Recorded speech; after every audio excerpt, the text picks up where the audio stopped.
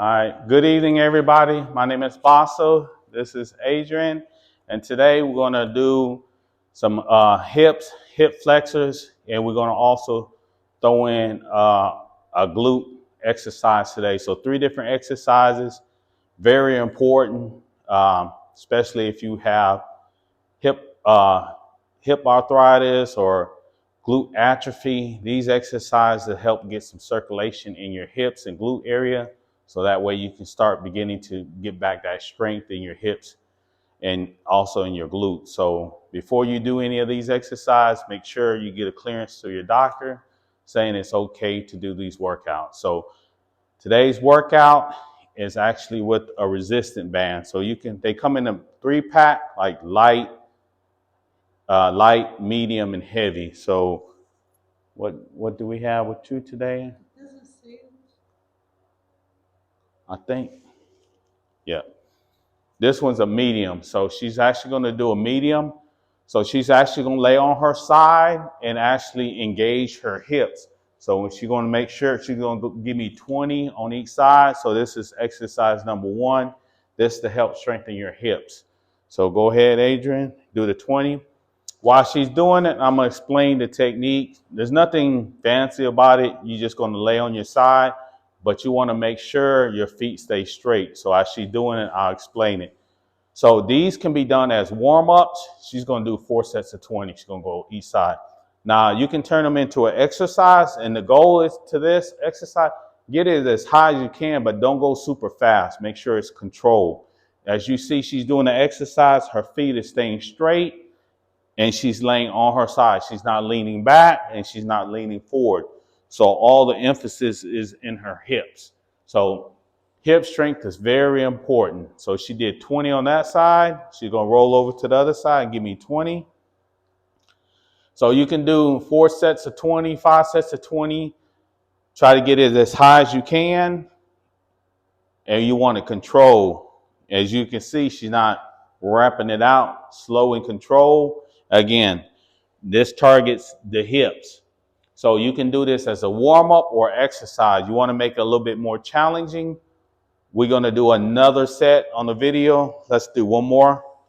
So typically, I always use time over tension on the exercise. It's more effective than just regular doing it. So let's hold it, go in the air. She's going to hold it for 15 seconds. And if she's training with me, I come over and put some tension on it too. So she can't let it go down. And then she's going to give me 15 reps. Let it touch my hand. So make it a little more challenging. 1, 2, 3, 4, 5, 6, 7, 8, 9, 10. 5 more. 1, 2, 3, 4, 5. Now that first set, that was just for the video, but when we actually train, this is what we do as far as training. So there's two different ones. One for the video, so that way you can see it, but when you're actually trying to push yourself and try to get to the next level, the first version is okay if you've never done this, just starting off, but you got to a plateau, you're not feeling it as much, you want to make it into a challenge. I always throw isometric holds or time of attentions, and then do the reps afterwards. So I like to engage the slow burn and get those slow twitch muscles fired up, and then right after that, engage the fast twitch muscles. So this is typically what we do when we work out versus what we show on the video. So if you want to see, again, I have an Instagram. You can go to the Instagram. You can see the workouts on Instagram. My Instagram is Baso Shelton. But whatever you want to do, depending on your level, you can do the first version just to start off. All right. She's going to hold it for 15 seconds again. This time, she's going to lift it up, and I'm going to add a little tension onto it. So she got to try to keep her leg up without me pushing it down. Ready, Adrian? Let's go up. Hold it for 15 seconds. So I deviate the tension based on if she's about to give out on me. So I put less tension, but I want her to go like full max, like 100%. All right, give me 15 reps. 1. If she doesn't touch it, don't count. 2, 3, 4, 5, 6, 7, 8, 9, 10. 1, 2, 3, 4, 5. So that was exercise number 1. I gave you 2 different variations. The first one, just a beginner. The second one is actually a workout. So if you throw the time over tension into the equation, it's going to amplify the workout. As you can see, she paused before she did the whole set. She stopped one time. So that was exercise number 1, work your hips. And then exercise number 2, we're going to work your hip flexors. So same thing, she's going to lay on the mat. She's going to give me 20 reps, go slow. And she's going to do the beginner's version, and then we'll do a modified with a workout version of it, like with a trainer. So this is if you were at home. Now, if you want a trainer, we're going to do the other variation. So go ahead and do 20 on each side. So this, you want to be able to strengthen your hip flexors so that way it has strength. Now, if you're getting pinched down in here, I wouldn't advise doing any kind of exercise until you get a clearance with the doctor first before you do it. And sometimes it's just bonded and tight. So you got to get some stretching or mobility in there along with strength training.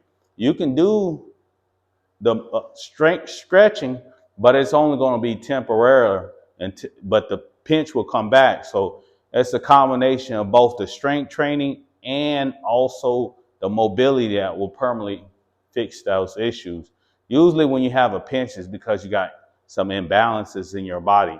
So address the imbalances first. It's never, the root cause is not that pinch right that area. It's all the other muscles that's attached to it. So she just did variation number 1, can be done at home, laying down. These resistance bands are very inexpensive. A 3-pack of them on average costs about $8, and they come light, medium, and heavy. Now, you can do these as a warm-up, or you can do it as an exercise. Strictly up to you, but gotta train those hip flexors. So variation number 2, she's gonna do it with me as though we was training. So she's gonna hold it for 15 seconds. Ready? Let's go.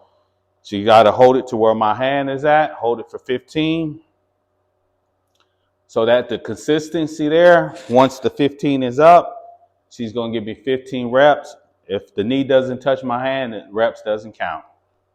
All right, give me 15. 1, 2, 3, 4, 5, 6, 7, 8, 9, 10. 1, 2, 3, 4, 5. So you see the difference in strength between her hip flexors and her hips.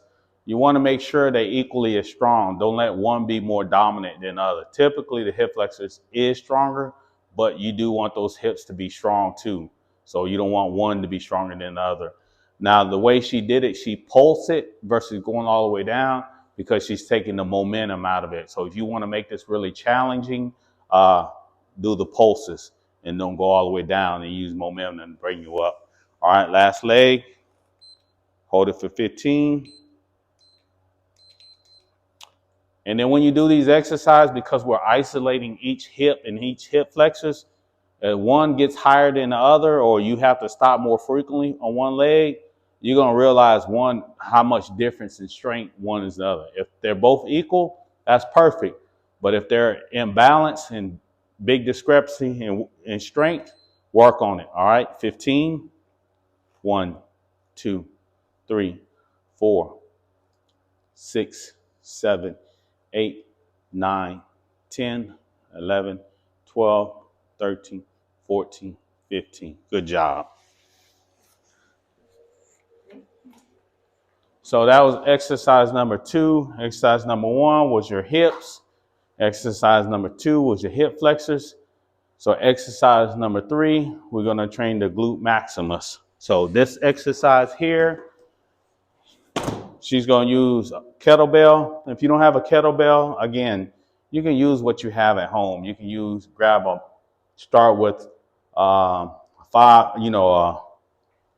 gallon milk, 1 gallon bottle, 1 gallon water. If you want to make it a little bit more challenge, fill it up with dirt. So you don't have to spend a whole lot of money, and these things can be done at home. So what's she gonna do? She's gonna do the wall RDLs. Now, the tweak to this, to make sure you feel your glutes and we actually get some rotation in the hips, and she's gonna get down almost into like a squat position a little bit. So she's gonna squat probably about 2 or 3 inches. And if she's gonna start with her left leg, she's gonna put her right leg on the wall and her butt is against the wall. And then she's gonna grab a weight. Let me grab a weight real quick.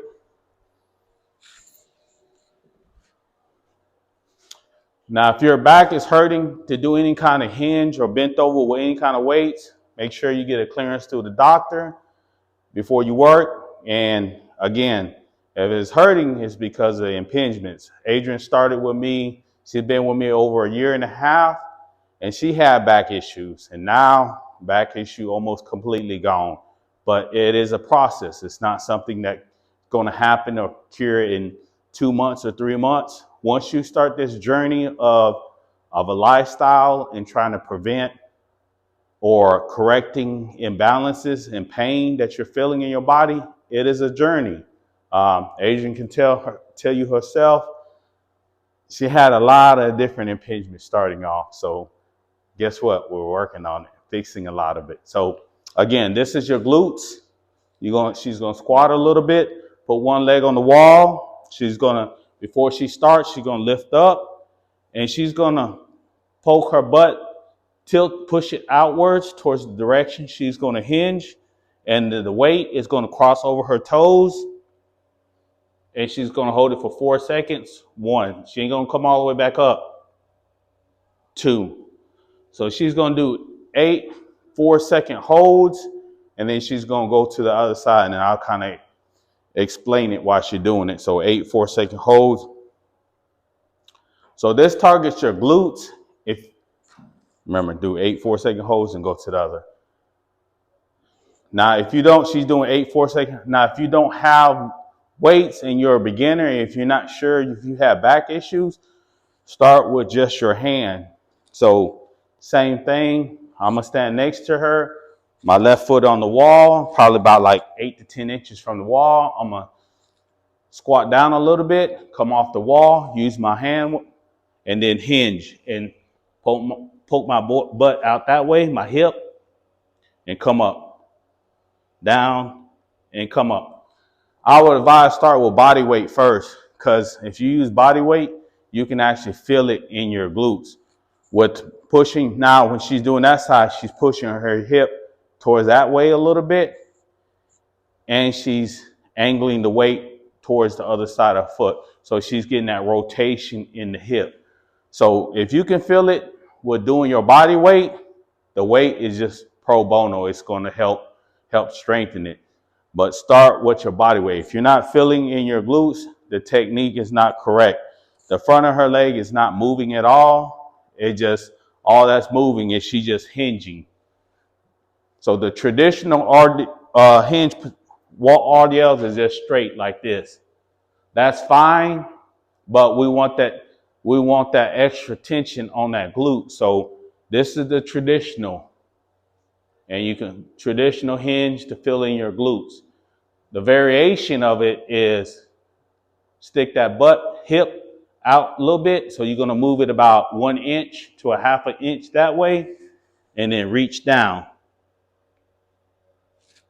Come up, reach down. So that's exercise number 3. That focuses on your glute maximus. Those are 3 different 2 hip and 1 glute exercise that will help with your glute atrophy and help strengthen your hips, strengthen your hip flexors and your glutes. 3 different variations, 3 different angles, 3 different muscles, but they all target your hips and all the muscles that surround your hips. Excellent exercise. Add that into it. If you're suffering from glute atrophy or hip impingements or hip pain, first get a clearance through the doctor. Then get some mobility in your hips. Then you can start strengthening. But get some mobility first. How can you do the exercise or the technique if you don't have proper mobility to be able to get into the exercises? So make sure clearance from the doctor, get some mobility in the hips. I posted some hip mobility drills. Do those exercises, get comfortable with the hip mobility, and then graduate into doing some weights. You can start with body weight first, then into weight. So those are 3 different exercises. If you have any questions, let us know. Adrian, thank you for doing the exercise.